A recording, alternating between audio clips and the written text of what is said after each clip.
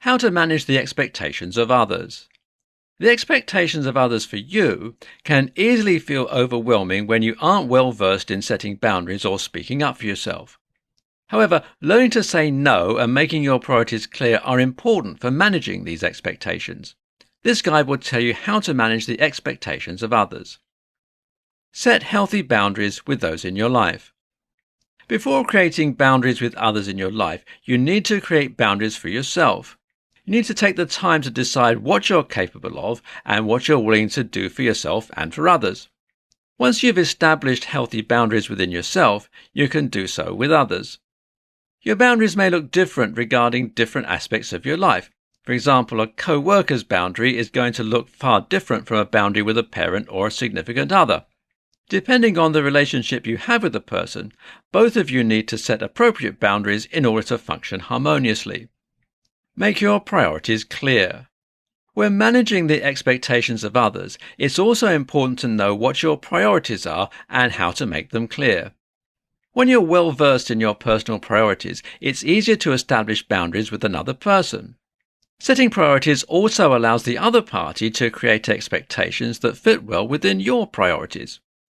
To create priorities, take a few minutes to plan how you intend to spend your time.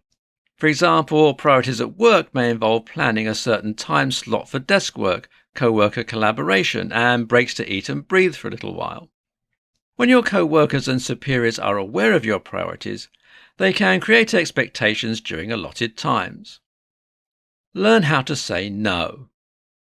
No is a very powerful statement, and many people are afraid to use it for fear of offending someone or hurting someone's feelings. However, gaining the ability to say no to others is a huge step in setting healthy boundaries. Saying no to another person will look different depending on your relationship with that individual. For example, saying no to a co-worker when they ask you for help on a project shows them that you aren't able to give the project proper attention. You may be too busy with other assignments or simply don't want to help. Either way, it's important to remember that no is a complete sentence.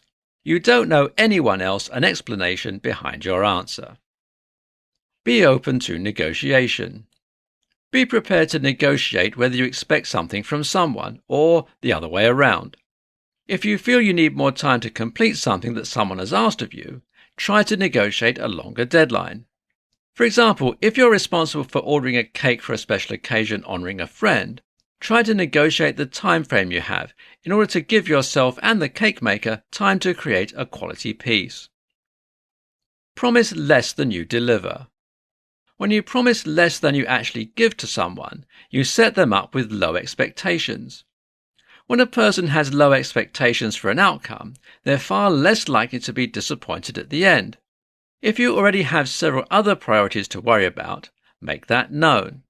This way, the other person can make expectations that are appropriate based on your availability. For example, let's say you're already taking on 3 big projects at work. If a co-worker or a boss asks if you can complete a smaller assignment for them, you can say that you have other bigger projects and you may be able to help, but they shouldn't give you a strict due date. In this case, you could complete the assignment in a timely manner anyway, and the other party won't be disappointed.